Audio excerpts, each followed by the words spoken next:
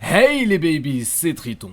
Étant un gros putain de fan de Game of Thrones et un fanboy absolu de Jon Snow, Jon Snow, je me devais de faire une vidéo théorie sur la saison 6. Déjà avant de commencer, je tiens à prévenir que je ne lis pas les livres parce que je suis un baus et que je suis un gros flemmard aussi. Bien, alors commençons la vidéo.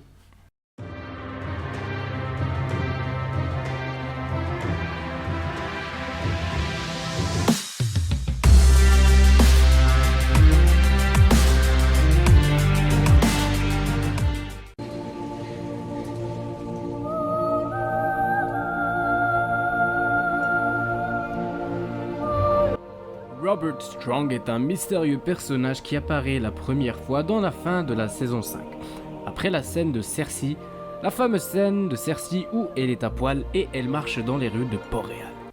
Merci HBO. C'est un géant de 2,40 m qui dégage une sorte d'énergie sombre.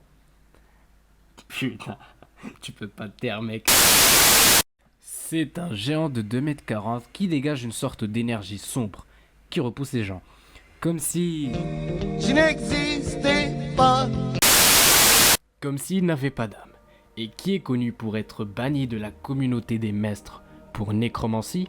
Oui, Qyburn. Pour plus comprendre, revenons une saison avant. Gregor Clegane, surnommé la montagne parce que tout simplement, il est géant, se bat contre Oberyn. Oberyn est connu lui pour être un expert en poison, d'où son surnom The Red Viper. Alors je ne vous cache pas, Gregor s'est fait empoisonner.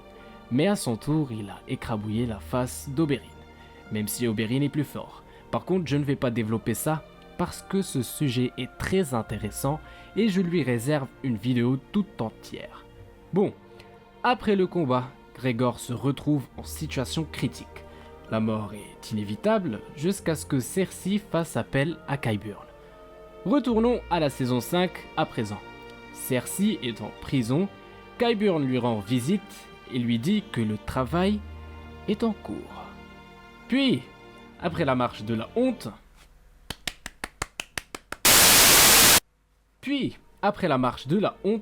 Qyburn lui présente le nouveau membre de sa garde personnelle. Oui, Robert Strong. Alors Robert Ford et Gregor, on le saura dans la prochaine saison. Mais ce qui est sûr, c'est qu'un Clegane Bowl serait épiquement énorme. Wow, quelle belle transition pour la prochaine théorie.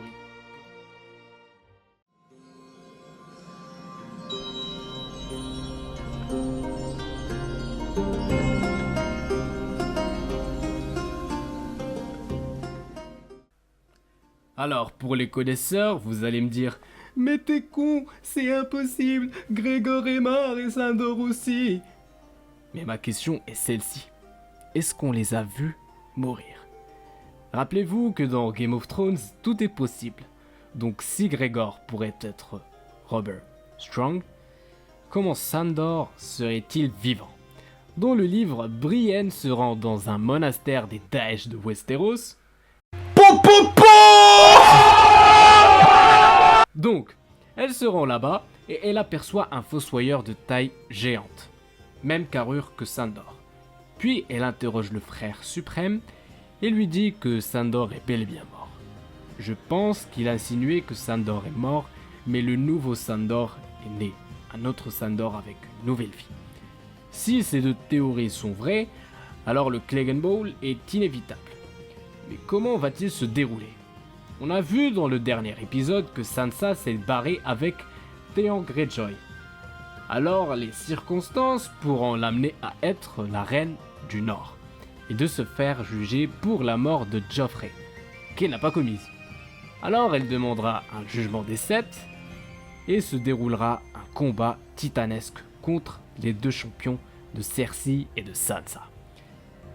Puis la nouvelle se propagera partout dans Westeros, jusqu'au certain fossoyeur, qui est Sandor. On sait tous que Sandor était très protecteur quand il s'agissait de Sansa. Alors il acceptera d'être son champion et se battra contre Sir Robert Strong, qui est son frère, et accessoirement le champion de Cersei. Et le Clegane Bowl aura lieu.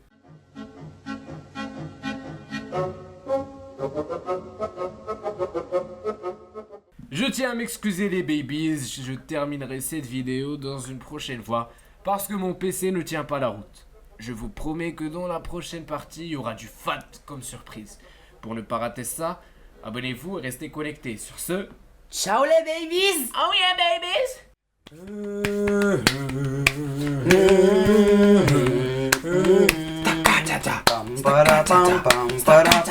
Jon Snow!